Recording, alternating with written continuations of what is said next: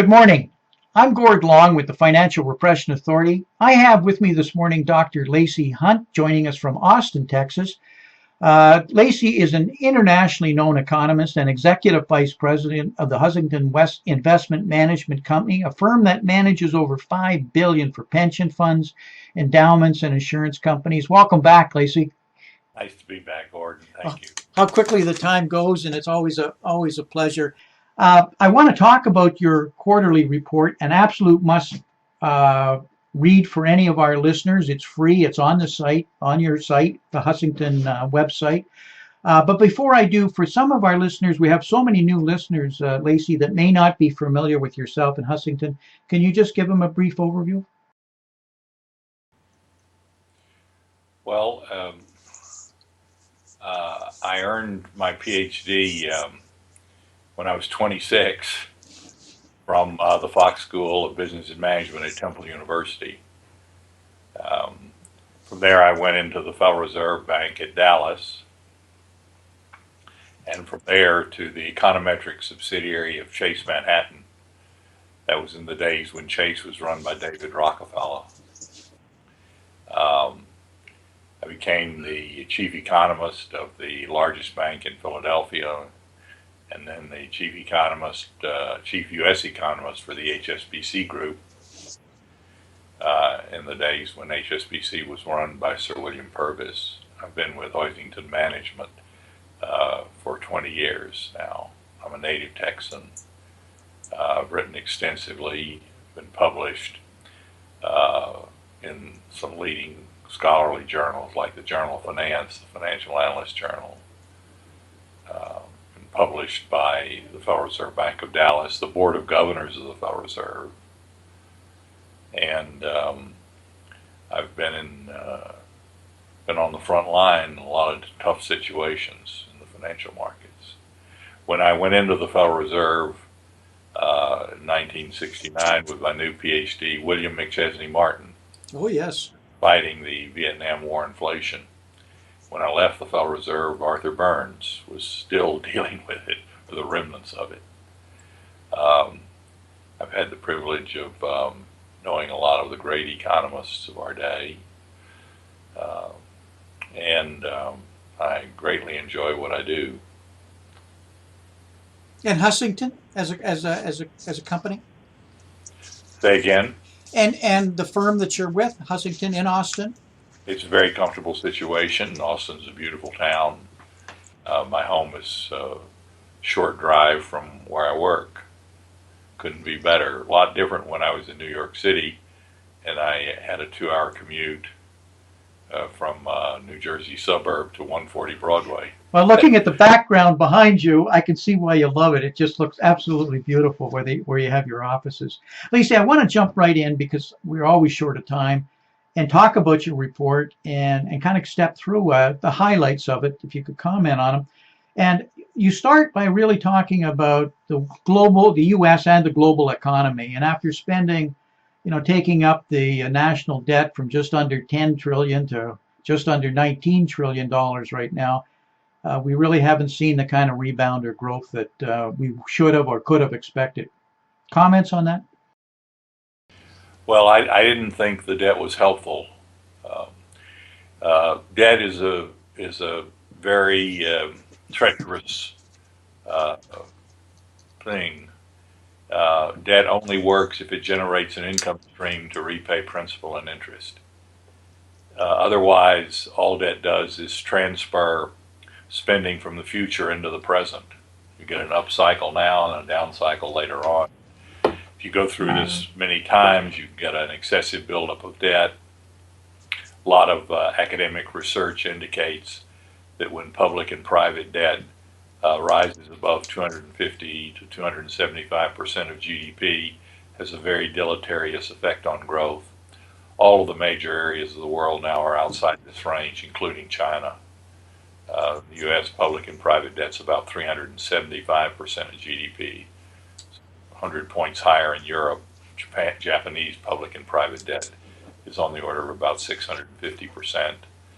And I think there is not one scintilla of evidence that an indebtedness problem, a massive global indebtedness problem can be solved by taking on further debt.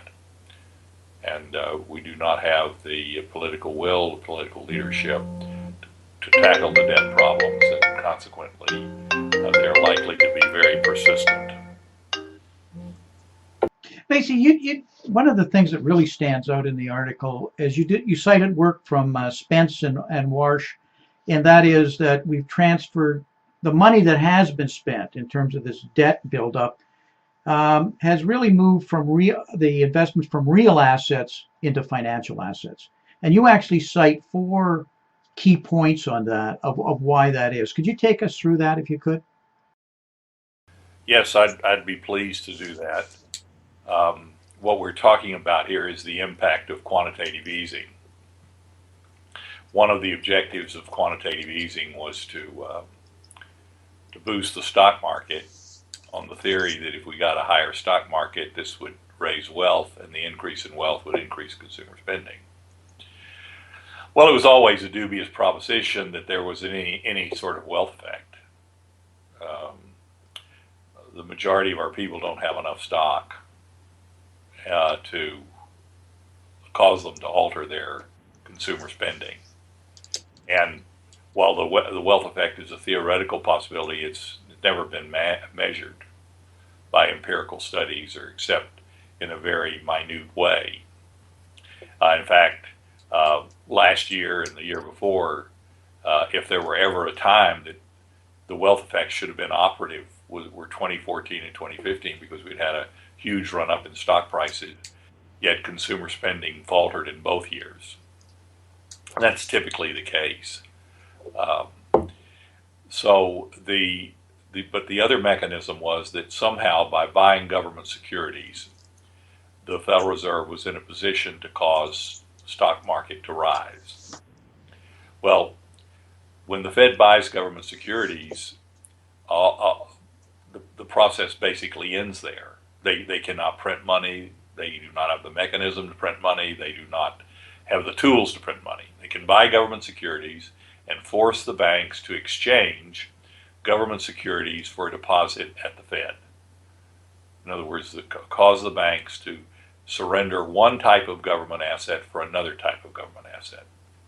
And as Chairman Bernanke said in a interview on 60 Minutes a number of years back, after they buy the government securities, all they can do is hope that they get the result that they want. In other words, there was no mechanism to explain why quantitative easing should boost the stock market, but yet we saw that it did.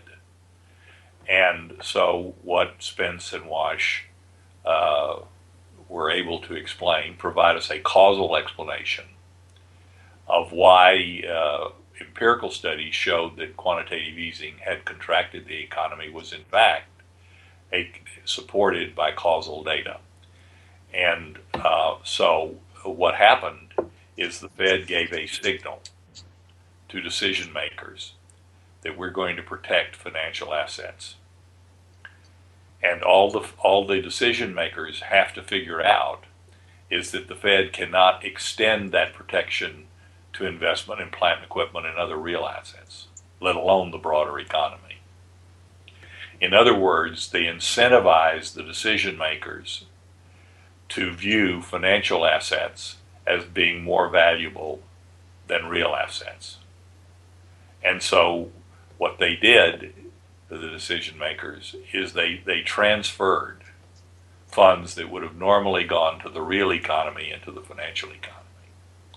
And as a consequence, the rate of growth in earnings in this expansion of the S&P 500 was considerably worse than before. This was the worst expansion for non-residential fixed investment. And as firms had learned, when you're in difficult straits, it's very difficult to obtain liquidity from real assets in a distressful situation. You may not like the bid, but liquidity is there for financial assets. Mm-hmm. And so firms gave preference to the more liquid financial assets, assuming, and because of the Fed's guarantees to them, or assurances to them. It made the financial assets returns less volatile than real assets, which added further to the appeal of financial assets.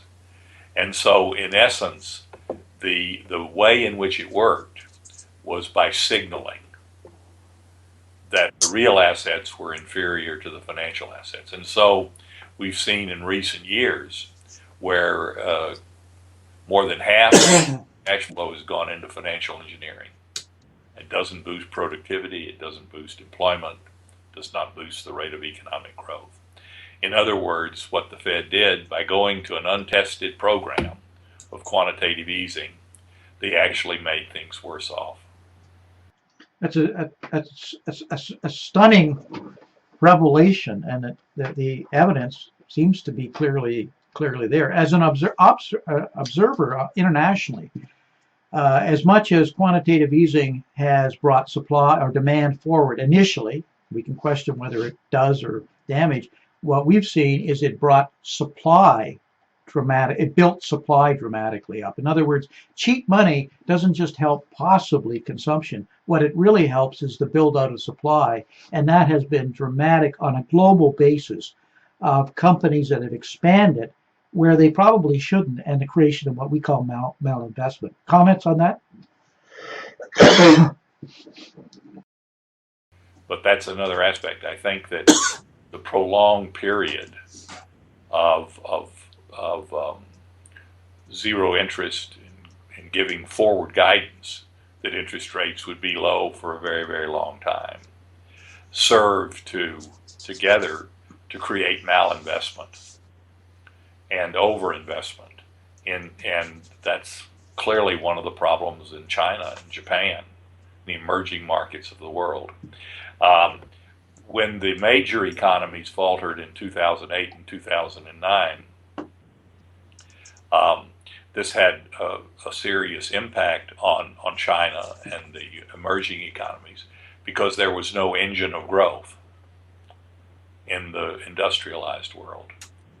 And so what China and Brazil and Russia and Turkey and a whole host of emerging economies did is they chose the heavy debt option. China, for example, in 2008, public and private debt was about 80% of GDP. In the early part of last year, it was 320% of GDP. So China financed a great expansion of their productive capacity. And they added to it actually during the course of last year with further additional increases in debt. And there's nowhere for the output of this capacity to go. Creates excess supply, and now it's obviously clear that the economy has been mismanaged, that debt is not a further option, and so all of the economies of the world, industrialized and emerging, are simultaneously over-indebted, and the world does not have an engine of growth to get out on front. And that's exactly what happened in the period from the mid-1920s until the start of World War II. It's not a very healthy situation at all. We're seeing a flattening of the yield curve. Do you see that continuing? And when I say flattening, I'm talking about the 210 curve right now that seems to be putting in almost a triple bottom as it's testing, dropping even further.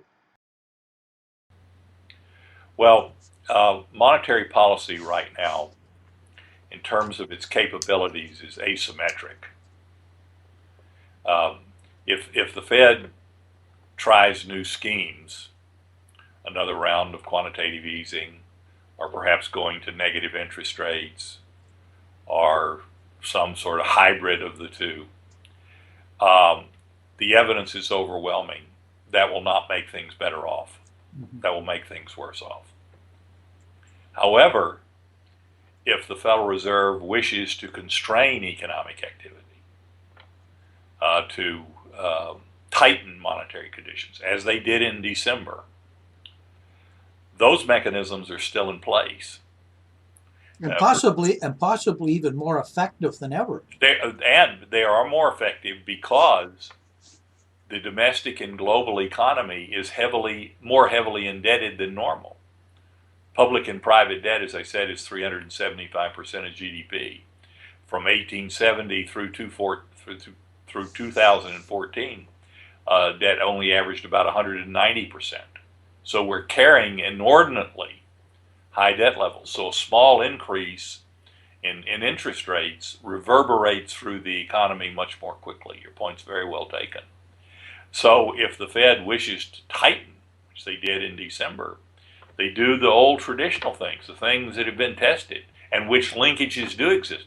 So they contracted the monetary base very substantially. That will ultimately put downward pressure on money and credit growth as we move forward in time. They managed to raise the federal funds rate, and they had a particularly pronounced impact on the short intermediate term treasuries. The Fed's influence on the long end is very minimal, but the shorter the maturity is in relationship to the federal funds rate, there's an impact. And so as the Fed was telegraphing that they were going to raise the federal funds rate, even before they did, that had the effect of raising the intermediate yields, but the long-term yields didn't go up. So what happened is the yield curve flattened. The intermediate moved up toward the long-term rates. But that has negative consequences in and of itself. First of all, it makes the banks less profitable because the banks borrow in the intermediate end and lend in the longer end. And so if the yield curve flattens, it reduces their profitability. And as this process takes place, it's also a signal from the marketplace that the market believes that the outlook is for lower growth and lower inflation. So when the Fed tightens, they have an impact. They have a quick impact. When they ease, they have a negative impact. Monetary policy is now asymmetric. We saw it so clearly at the Financial Repression Authority when they started talking, the Federal Reserve, about taper, and it's starting to become a real possibility. We started seeing commodities dropping off and then steadily accelerating. And then as they accelerated and we actually started, we finished taper, then we saw the high yield market really get into what I'll call some serious problems, and specifically commodity and oil players, that sort of thing. Now, Lacy, your conclusion from this is that you see downward pressures on the longer term U.S. Treasuries right now, and that's counter to what everybody else. Everybody thinks that yields are going higher and prices down. That's not what you see. Well, the critical factor for the long bond is the inflationary environment, and last year was a disappointing year for the economy, and moreover, the economy ended on a very low note. We had a drop in the rate of growth in nominal GDP, which is our best measure of economic performance, from 4 to 3. The fourth quarter was very poor in terms of nominal GDP growth. Real GDP growth fell about 50 basis points. The inflation rate was down 50 basis points. We saw a contraction in the manufacturing sector. A lot of folks like to point out that that's only 10 or 11% of employment, but it's 25% of the value added, according to the figures of the Federal Reserve, and more than 60% of the profits of S&P 500 companies. And the manufacturing sector contracted. If we exclude the automotive sector, where it was buoyed at least for the first part of the year by a lowering of automobile credit standards to the weakest point in 10 years, also according to the Federal Reserve, the manufacturing sector contracted 2.5%. Those are large declines. The global economy had the worst performance since '09. And there were out manifestations of the weakening in economic activity. One impartial measure is what happened to commodity prices. Commodity prices are, of course, influenced by both supply and demand factors. But when there are broad, steep declines in virtually all of the major indices, that's an indication of lack of demand.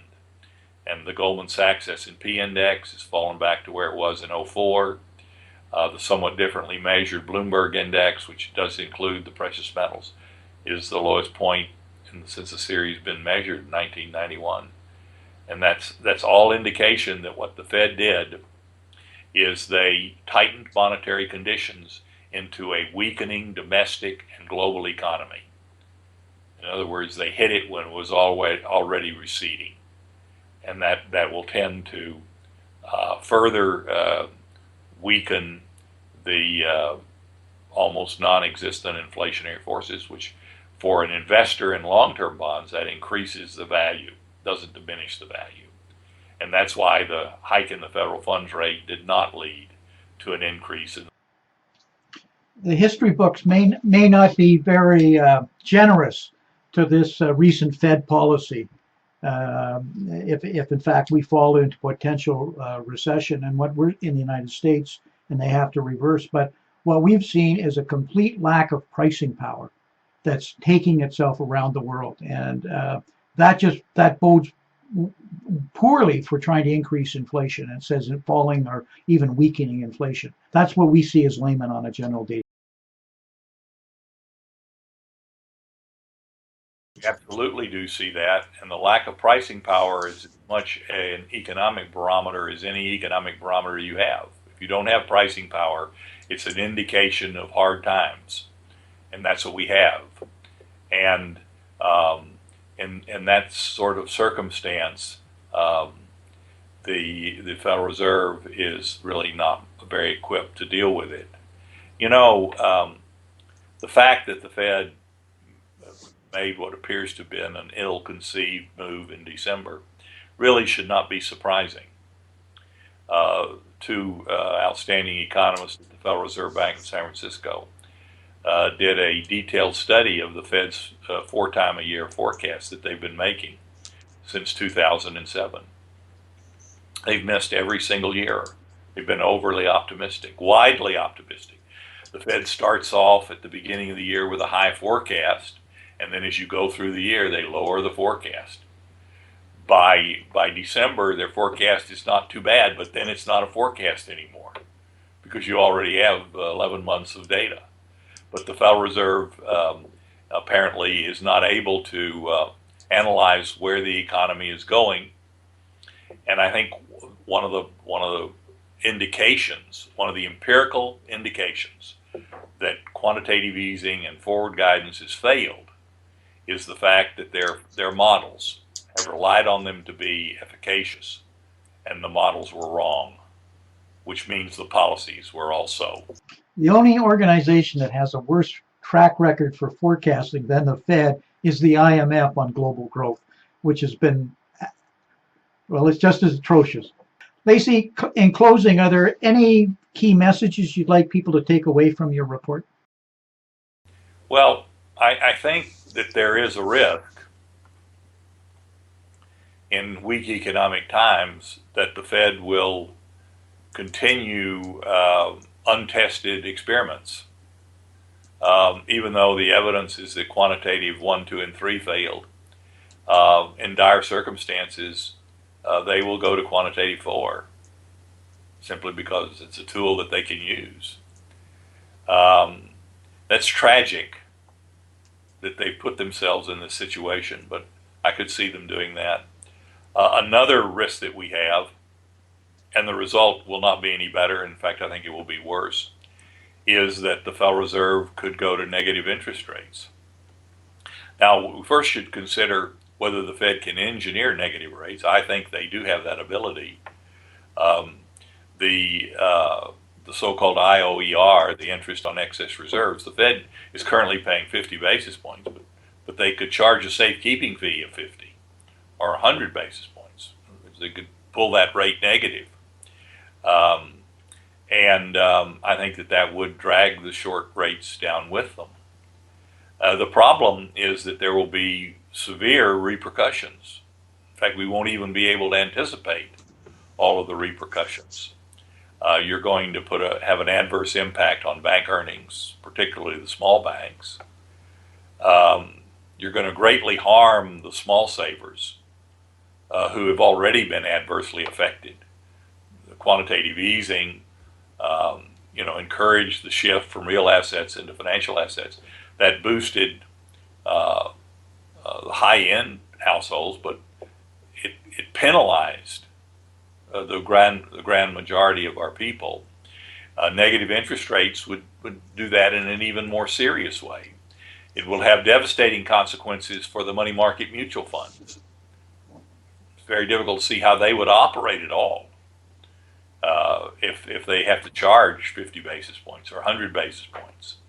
Well, the 2008 crisis was kicked off with breaking the buck on the money market funds, as I recall. And the insurance companies in time would be hurt.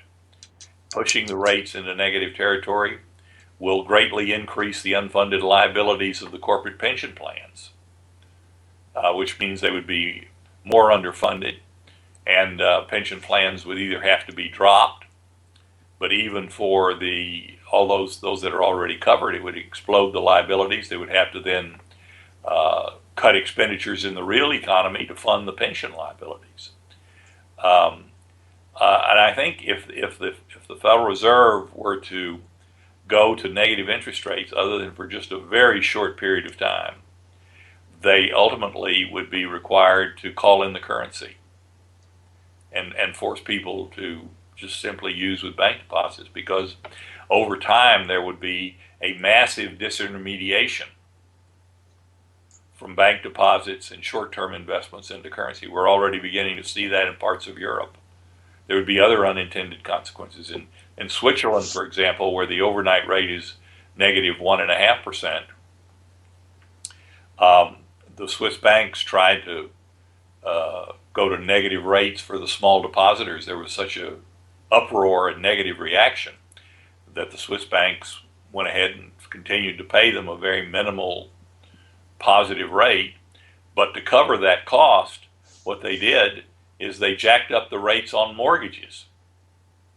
Entirely the opposite effect. In other words, instead of making home buying more affordable, it served to make it less affordable. And so basically, regardless of what they could do, the options appear to have far more negative consequences than positive. In other words, we're no closer to a fundamental resolution of our indebtedness problems as we enter 2016 than we were when we entered 2009 or 2010 or any other time. The debt levels continue to grow. We're not going to solve an indebtedness problem by taking on more debt. It seems obvious, but somehow it seems to be startling news to some people. Lacy, we have to break here. Could you just tell our listeners how they could follow your work and get your quarterly report? A letter on our website, Hoisington Investment Management Company, and we do that as a public service if they want to read it. But we're not in the mind-changing business. We're in the investment management business. We're trying to execute a fiduciary responsibility to the clients that have placed their funds with us. So you're not selling anything or spinning it. You're just trying to get the facts out. That's a unique today. Lacy, thank you very much for the time. I know you're rushed here this morning, and I really appreciate you taking the time. All the best, Gordon. Thanks. All the best. Talk to you. Bye-bye. Bye-bye.